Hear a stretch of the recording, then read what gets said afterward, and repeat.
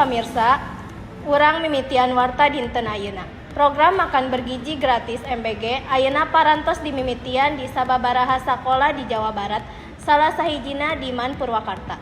Laras pisan, program ieu dilaksanakeun ku pamarentah pikeun ningkatkeun gizi barudak sakola, khususna di daerah anu masih kakurangan asupan gizi. Program makan bergizi gratis ieu nyadiakeun kadaharan sehat pikeun murid-murid di sakola anu dilaksanakeun ku Dinas Pendidikan gawe jeung Dinas Kesehatan. Di Jawa Barat, program ieu dimimitian ti bulan April 2020 genep jeung ayeuna geus dijalankeun di sababaraha kota jeung kabupaten.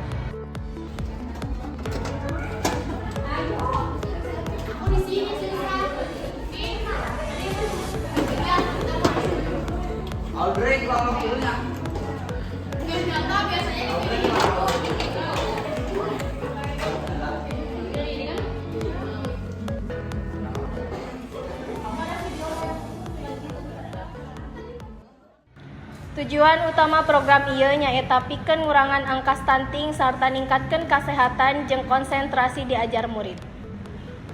Palaksanaanana ku cara nyadiakeun dahareun bergizi unggal poe di sakola anu geus diatur komposisina ku ahli gizi. Pamarentah harepkeun program ieu bisa terus dilegakeun sangkan leuwih loba murid anu karasa mangpaatna. Kumaha kaayaan di lapangan, urang langsung ka reporter di lokasi.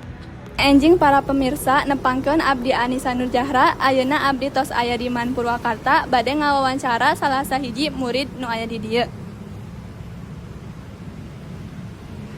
Punten tiasa nyuhunkeun waktosna kanggo diwawancara. Nya, Hatur nuhun sateu acana, tiasa nepangkeun diri heula. tepangkeun nami abdi Naswatrisya Febrianti ti kelas 11 medis hiji. Di dieu abdi bade naroskeun sababaraha patarosan ngeunaan program MBG. Langsung wae kana patarosana, naon wae jenis kadaharan anu dibagikeun di program MBG di Man Purwakarta. Kadaharanna teh nyaeta aya sangu, lauk pauk, sayuran, buah sarta susu nu nyemponan gizi murid. Saha wae anu kalibet dina palaksanaan program MBG di dieu? Anu kalibatna teh aya pihak sakola, Dinas Pendidikan, Dinas Kesehatan, sarta nu petugas dapur MBG. Di mana wae murid-murid nyandak MBG?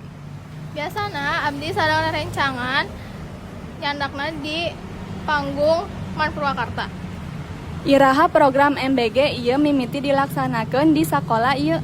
Saingat abdi mimiti dilaksanakeunna di bulan Agustus atau September. Naha program ieu penting pikeun murid di dieu. Pikeun penting sabab ningkatkeun fokus belajar murid. Kumaha proses distribusi kadaharan ka murid sapopoena? Distribusi teh mimiti di dapur MBG. Terus dibagikeun ka sakola ka murid-murid unggal poe pas jam istirahat itu juga eta teh sabari di pengawasan ku guru. Hatur nuhun Abdi Anisa Nurjahra ngalaporkeun ti tempat kajadian. Wilujeng enjing. Hatur nuhun ka reporter di lapangan pikeun laporanana. Mugia program makan bergizi gratis tiasa mere manfaat anu ageng pikeun kasehatan jeung kamajuan atikan barudak Indonesia. Urang sadaya miharep sangkan program ieu tiasa lumangsung secara lancar sarta terus dilegakeun ka sakuliah daerah.